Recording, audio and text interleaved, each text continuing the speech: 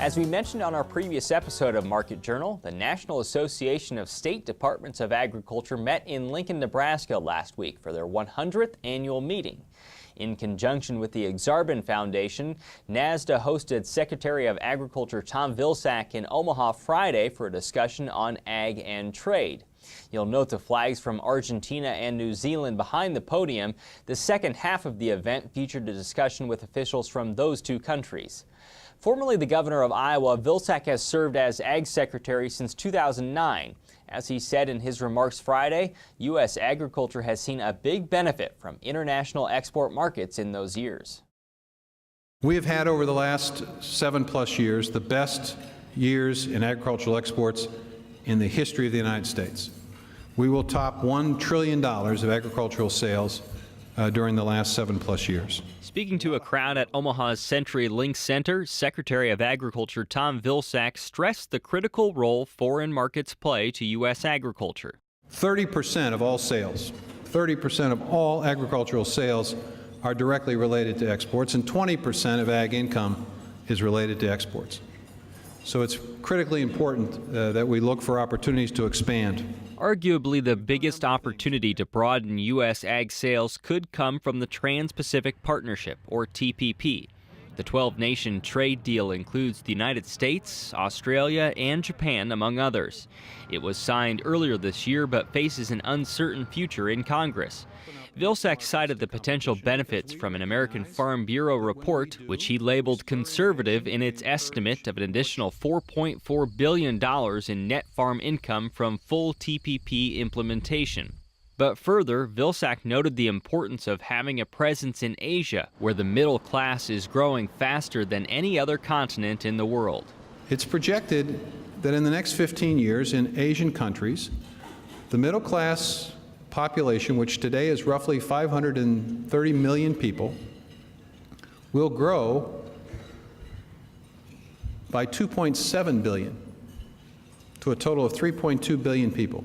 In the middle class, that's not the general population, that's middle class. That's 10 times the population of the United States, 10 times. While the TPP is supported by many ag groups, both major party presidential candidates oppose the deal. Vilsack believes if it passes, more countries would want to sign on. He feels the TPP would level the playing field, create more transparency, lower barriers, and speak to labor and environmental concerns. That would be a reason enough to be for TPP. But there's another reason, which is that if we don't do this, it's not as if the world stops and everything stays the same and we continue to go along our merry way. Vilsack said absent the TPP, other countries would gain an edge by pursuing bilateral trade agreements. That's another reason why we ought to be for TPP. And then there is the last reason, which is that there is an effort in Asia today for China to have an all-Asian trade agreement. I want you to stop and really reflect on what that means. Do you think an all-Chinese-led effort at an Asian agreement will result in more transparency or less? Do you think it will raise the bar in labor or lower it? Do you think it will encourage more sensitivity to environmental issues or not? Do you think it will include the United States or not? This is serious business, folks. Vilsack's speech came a day after China announced it would move to lift its ban on American beef, in place for nearly 13 years after a case of BSE was found in the U.S. China imported $2.3 billion worth of beef last year, but Vilsack cautioned against assuming an immediate impact. We need to make sure that we're measured in our reaction to the notion that China is beginning to think about reopening the beef market. Candidly, it's long overdue. It certainly is justified by the science and by the work that we've done to improve our traceability system in this country.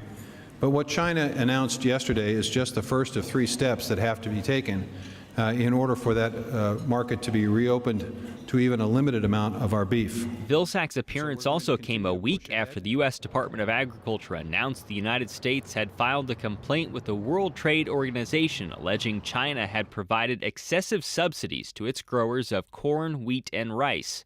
The USDA says China's price supports encourage production of those crops and displaced potential imports from the U.S. This is potentially somewhere between a $700 and multi-billion-dollar opportunity that we have lost over the course of a number of years for American agriculture because of the subsidies that China has provided for their own producers.